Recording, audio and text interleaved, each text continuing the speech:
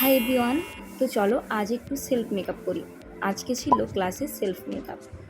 তো আজকে তাই আমরা এর জন্য কি আমাদের নেওয়া দরকার, কোন কোন প্রোডাক্টগুলো আমি ব্যবহার করছি তোমাদের সাথে শেয়ার করব। আর ক্লাসে আমি যা যা শিখেছি সেই ভিডিও তোমাদের সাথে শেয়ার করব। তো প্রথমে যেটা আমি করে নেই, ফেসটা ক্লিন করে নিই, তারপরে টোনার ইউজ করি, তারপরে ময়শ্চারাইজার, যাকে শর্ট ফর্মে বলা হয় CTM।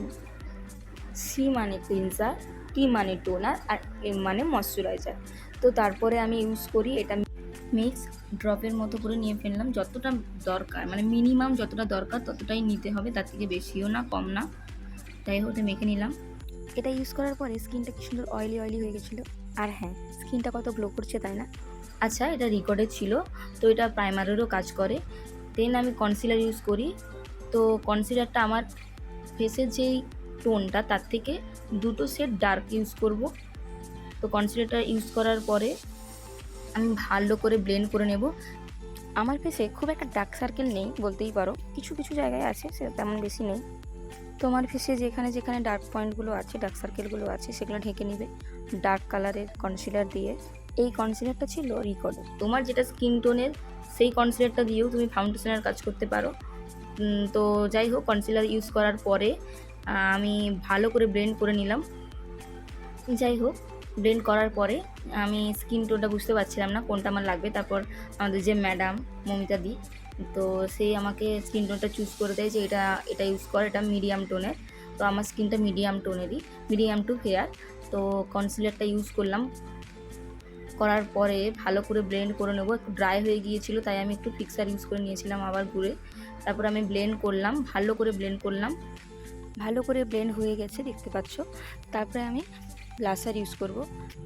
এরপর এটা makeup forever 50 glow skin blusher palette থেকে সবগুলো সেটই পাওয়া যাবে।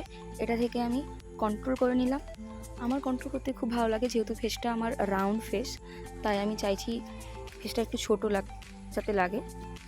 তারপরে এখান থেকেই আমি ব্লাশার ইউজ করে নেব। এই মেকআপ ফরএভার প্যালেটটা সত্যি অসাধারণ, একটুতেই কাজ হয়ে যাচ্ছিল।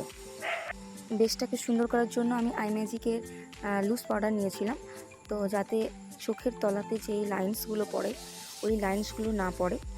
বেসটা সুন্দর করে সেট করে নিলাম। তারপর আমার খুব হাসি পাচ্ছিল, কারণ নিজের ফেসটা দেখেই আমিও হাসছিলাম আর আমার ম্যাডামও হাসছিল আমার কথা শুনে, কারণ আমি বলছিলাম ভগবান হয়তো ভুলেই গেছে আমার মুখটা একটু ছোট করতে হতো। যাই হোক, যেমন দিয়েছেন সেইটুকুতেই সন্তুষ্ট থাকা উচিত। ব্লাশারটা একটু ইউজ করতেই গালগুলো কি সুন্দর পিঙ্ক পিঙ্ক হয়ে গেল।